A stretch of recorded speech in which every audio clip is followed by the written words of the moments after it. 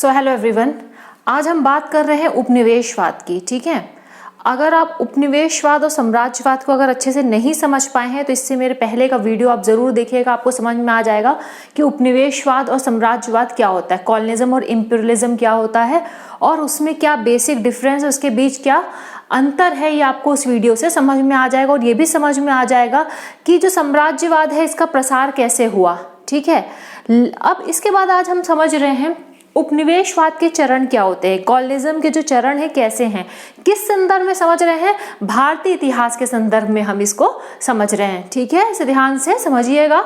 हो सकता है आपको एक मीडियम क्वेश्चंस इससे आ जाए, जो 5 से 6 मार्क का आता है वो आपको इसमें पूछा जा सकता है। ठीक, तो अगर हम इस चरणों को बांट देते हैं, 3 चरण में बांटा है। बेसिकली इसको किसने बांटा था? आरपी दत्ता ने। किसने बांटा था? ध्यान रखिएगा, आरपी दत्ता, उनकी बुक थी इंडिया टुडे। तो ये जो 3 चरण है, इसको जो प्रथम चरण है वो कहलाता है वाणिज्यिक पूंजीवाद, द्वितीय चरण जो है वो कहलाता है औद्योगिक पूंजीवाद और जो तृतीय चरण है वो कहलाता है वित्तीय पूंजीवाद। इसको हम इंग्लिश में बोलते हैं मर्केंटाइल फेज, इसको बोलते हैं इंडस्ट्रियल फेज और इसको बोलते हैं फाइनेंशियल फेज।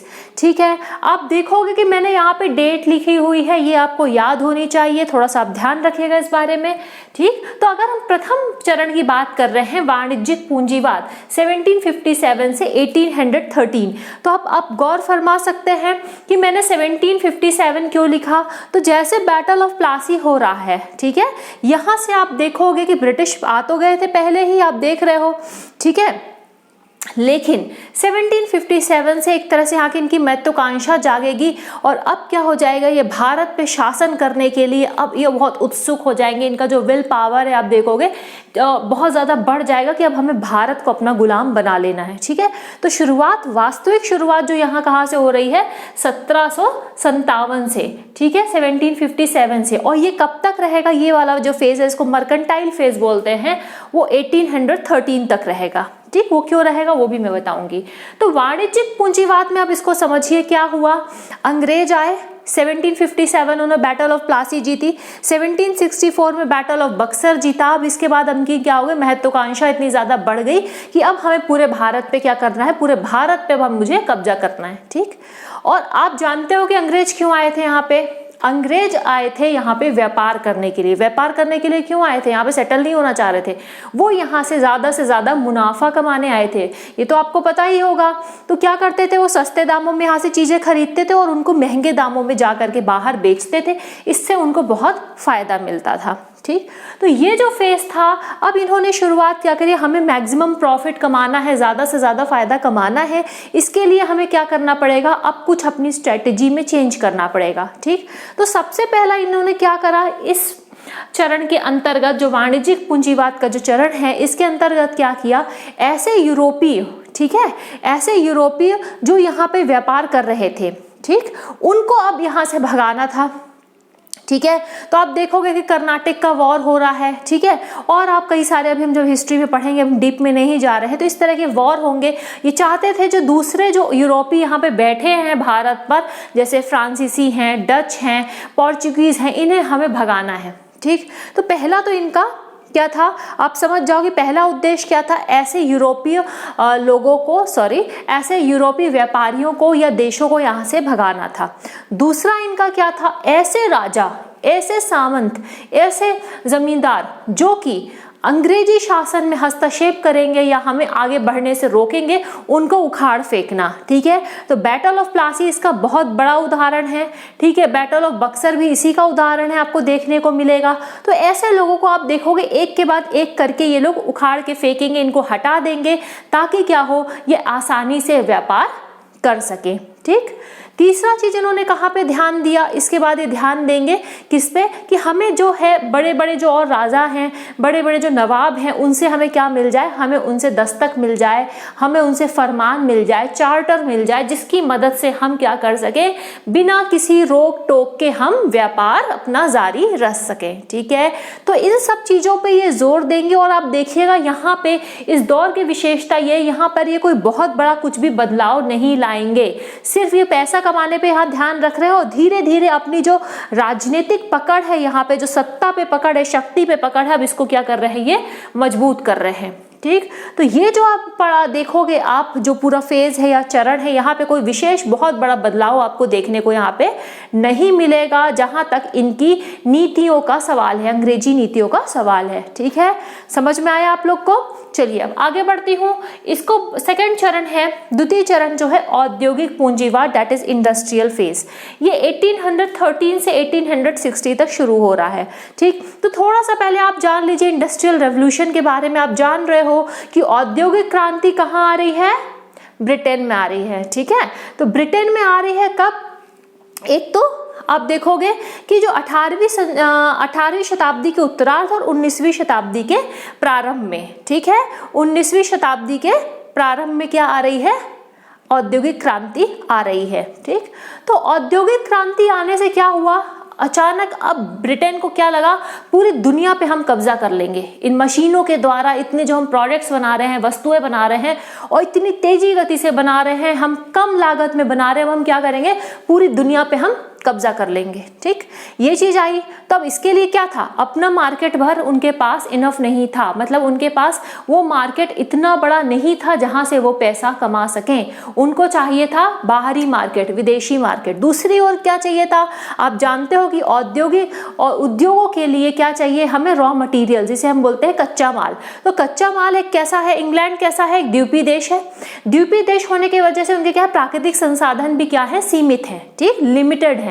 नेचुरल रिसोर्सेस कैसे हैं? वो लिमिटेड हैं। तो इस कारण से अब इन्हें समझ में आया कि हमें और ज्यादा कॉलोनीज अपनी फैलानी पड़ेगी और वहां का जो मार्केट है, जो हमारे जो कॉलोनीज हैं, ठीक है, वो उपनिवेश है, वहां के हमको मार्केट से क्या करना है? अपने सामानों को भर देना है ताकि हम ज्यादा पैसा कमाएं और वहां से हमको वहां पे जहां पे भी रिसोर्सेज ज्यादा हैं, कच्चा माल ज्यादा है, वहां से हमें माल उठा के लाना है और क्या करना है? हमें यहाँ पर ला करके इंग्लैंड में उसको कन्वर्ट करना है, उसे तब्दील करके, बदल करके क्या कर देना है? उसको फिर से इंडस्ट्री में मार्केट में लाके बेच देना है। तो ये था। अब लेकिन 1813 में आप इसकी कहानी थोड़ा सा सुन लीजिए।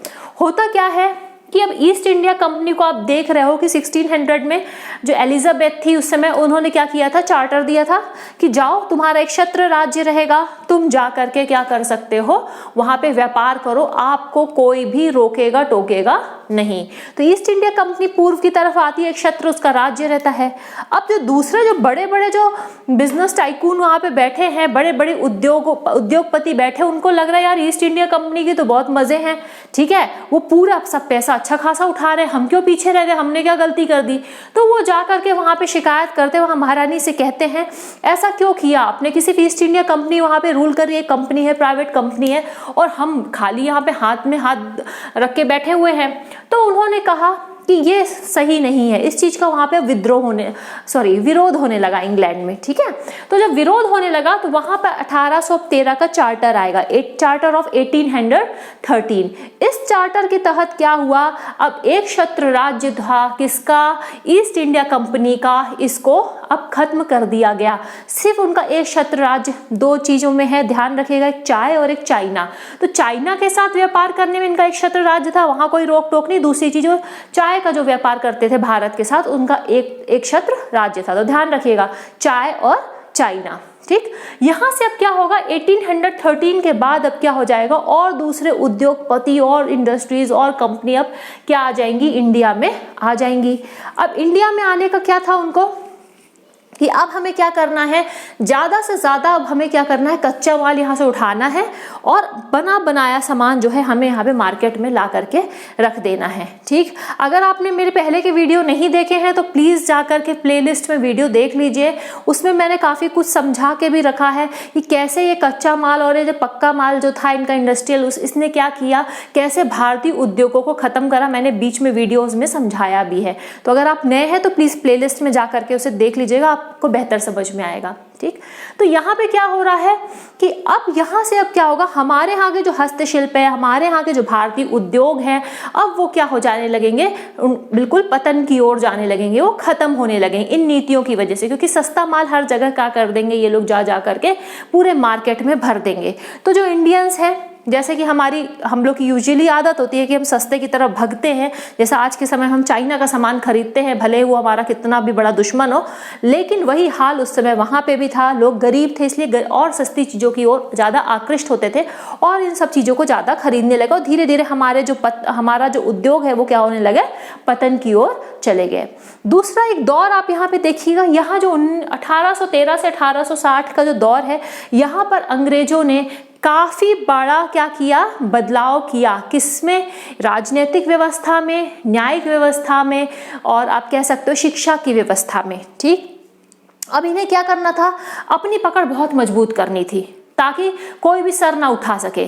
इनका जो इंडस्ट्रियल रेवोल्यूशन है जिससे ये अकूत पैसा बना रहे थे, भारत जो सोने की चिड़िया थी इसे एक गरीब चिड़िया बना दिया था उन्होंने, तो क्या कर दिया, उस सब चीज़ों में कोई हस्तक्षेप ना कर पाए, इसलिए इन्होंने क्या सोचा कि सत्ता जो है, जो शक्ति है वो हमारे हाथ में होना चाहिए। तो आप देखेंगे कि नए नए कानून इस दौर पे आएंगे, ठीक है, और लोगों को शिक्षित करने का प्रयास किया जाएगा। अब आप सोचते होंगे अंग्रेज बहुत भले थे, हाँ काफ़ी उन्होंने अच्छा खासा मतलब प्रयास किया हमें शिक्षित करने का, लेकिन उसके पीछे कहानी समझ लीजिए। अंग्रेजों ने जो कुछ भी किया सब अपने स्वार्थ की वजह से किया, हम लोग के हित में कोई ऐसा काम नहीं किया।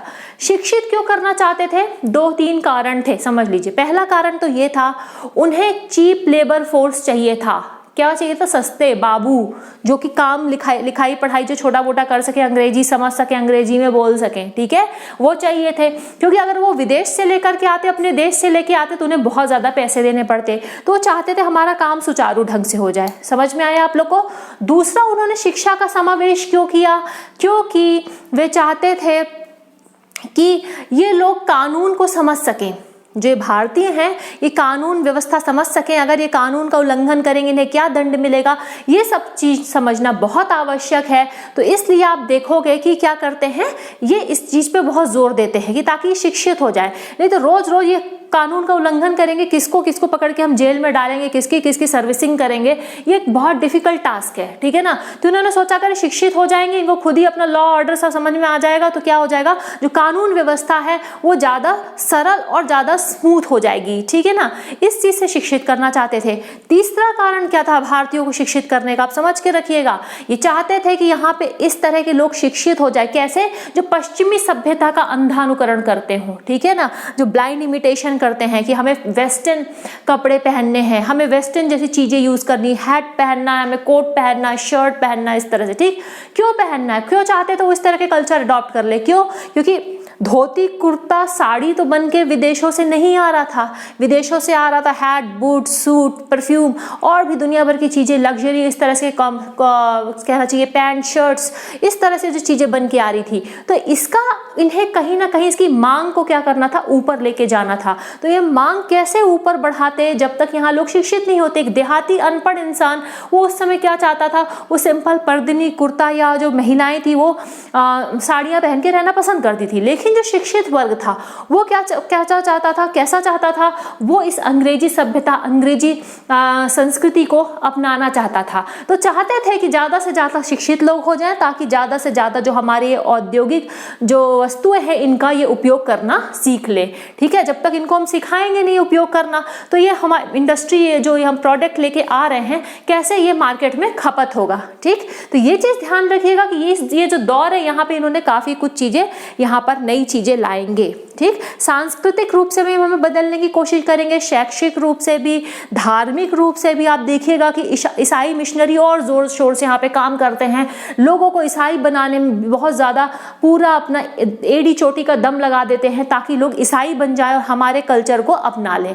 ठीक, इसके बाद आप देखिएगा कि क्या शुरुआत होगा, यहीं पे आप ये दौर देखिएगा कि रेलवे आ रही है। ठीक है, रेलवे आ रही है, टेलीग्राफ पोस्ट आ रहा है, ये सब चीजें आ रही हैं ताकि क्या हो, बेहतर कनेक्टिविटी बन सके और भारत पे जो अंग्रेजों की जो पकड़ थी वो और ज्यादा मजबूत हो जाए। तो रेलवे आप लोग को इसलिए नहीं लाया गया था कि आपके उस समय जो दादा परदादा लोग थे वो दादी नानी के घर घूमने जाते थे। ठीक है, अब समझ में आ गया होगा कि रेलवे क्यों आया था, ताकि उनका जो सामान है, जो उनके औद्योगिक वस्तुएं हैं वो क्या दूर से दूर रिमोट एरियाज में भी वहां पहुंच सके और दूर से दूर वहां से कच्चा माल जो है बंदरगाह तक लाया जा सके। तो इस वजह से शिक्षा आई। ठीक है, तो ये जो दौर कहलाता है औद्योगिक पूंजीवाद का दौर कहलाता है, जहां पे बड़े बड़े उद्योग आएंगे, उद्योगपति आएंगे और भारत में एक तरह से व्यापार इस तरह से करेंगे और प्रॉफिट या मुनाफा कमाएंगे।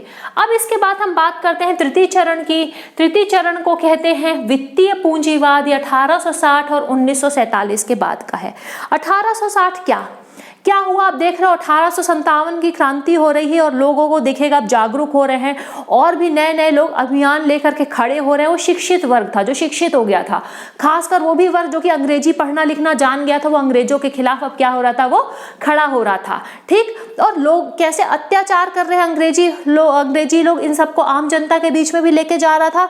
दूसरी तरफ अंग्रेजी पढ़ने लिखने के कारण उसे बाहर दूसरी दुनिया में क्या हो रहा है, अमेरिका में क्या हुआ, इटली में कौन सी क्रांति आई, कहाँ क्या हुआ, वो सब पढ़ रहा है। तो कहीं ना कहीं अब वो समझ रहा है कि अंग्रेज किस तरह से अत्याचार पूरी दुनिया में कर रहे हैं और कई जगह कैसे अंग्रेजों को उखाड़ फेंका गया। तो इन सब के उदाहरण जो थे उसको क्या मिल रहे हैं, कहाँ पे मिल रहे हैं, अब वो शिक्षित होने के कारण पा रहा है। अब ये जो फेज आएगा अंग्रेजों को लगेगा कि बहुत गड़बड़ हो गया है ना, इनको क्यों हम लोग ने पढ़ा दिया, मतलब बिल्कुल गड़बड़ कर दिया हमने। ठीक है ना, तो वो यहाँ से अब देखिएगा कोई सुधार कार्यक्रम आप देखिएगा बहुत कम सुधार चीजें मिलेंगी। अब ये सोचेंगे कि नहीं हमें इनको ज्यादा पढ़ाना लिखाना नहीं है, पढ़ाएंगे लिखाएंगे तो बिगड़ जाएंगे। ठीक है ना, ये जो अब क्या आएगा वित्तीय पूंजीवाद, यहाँ पे बड़े बड़े ऐसे पूंजीपति लोगों को बुलाएगा, जैसे आज के समय में हम निवेशक को बुलाते हैं ना, आइए हमारे देश में निवेश करिए, उसी तरह से वहां पे भी निवेश के लिए बुलाया गया।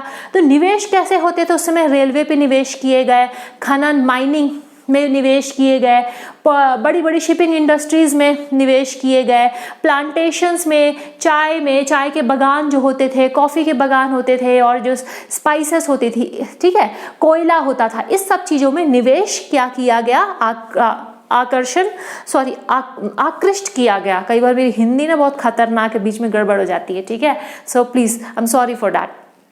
ठीक, तो इस तरह से चीज़ों को अट्रैक्ट किया गया, यहाँ पे पूंजी लाई गई और विदेशी लोग आकर के यहाँ पे इन्वेस्ट कर रहे हैं। ठीक है, जब वो लोग इन्वेस्ट कर रहे हैं तो प्रॉफिट कमा रहे हैं। वो प्रॉफिट कहाँ जा रहा है? इंग्लैंड जा रहा है और उन लोगों के बीच जा रहा है, जो कि होना किसके लिए चाहिए था? भारतीयों के लिए, क्योंकि हमारी जो रिसोर्सेस थी ना, जो हमारे संसाधन थे, उनको लूटा जा रहा था। ठीक, तो हमारे संसाधन को लूटा जा रहा है, यहाँ से कोल उठा के ले जा रहे हैं, यहाँ से इमरती लकड़ियाँ जो होती हैं, टिम्बर जिनको बोलते हैं, वो लेकर के जा रहे हैं, हमारे यहाँ के मिनरल्स उठा के ले जा रहे हैं, सोना चांदी सब जो भी हो रहा है, चाय है, हमारे यहाँ की जो भी ऐसी चीजें हैं वो लेकर के जा रहे हैं और प्रॉफिट कमा रहे हैं। तो ये भारतीय लोगों के हाथ में कभी नहीं लगी और भारत क्या हो गया? दिन प्रतिदिन गरीब होता गया। और ये लोग, ये जो इसमें पूंजीवाद का दौर चल रहा है, यहाँ पे लोग और ज्यादा पैसे कमा रहे हैं, क्योंकि जानते थे कि जितना ज्यादा हम पैसे कमाएंगे उतना ज्यादा हम क्या हो जाएंगे? सशक्त हो जाएंगे, हमारा शासन क्या हो जाएगा? और सशक्त हो जाएगा, और इस तरह से हम भारत पे हमेशा अनंत तक हम यहाँ पे शासन करते रहेंगे। हालांकि ये भ्रम सिद्ध हुआ और 1947 में हम आजाद हो गए। ठीक, तो कुल मिला के ये 3 चरण है। 3 चरण का जिक्र जो इंडिया टुडे जो उनकी बुक है आरपी दत्ता की, उसमें दिया था। इस तरह से आप उपनिवेश को 3 चरणों में बांट सकते हैं। ठीक है, तो ये कभी क्वेश्चन आ सकता है, मुझे आपको समझ में आ जाएगा कि काफ़ी कुछ चीज़ें आप कैसे डील करोगे। अब ये क्वेश्चन के डिमांड पे है, समय मिलने पर मैं क्वेश्चन आंसर भी डिस्कशन करूंगी कि अपन कैसे लिखना चाहिए, कैसे पॉइंट्स इंक्लूड करना चाहिए। तो आज के लिए विदा ले रही हूँ, फिर मिलूंगी एक नए वीडियो के साथ। Till then take care and good bye.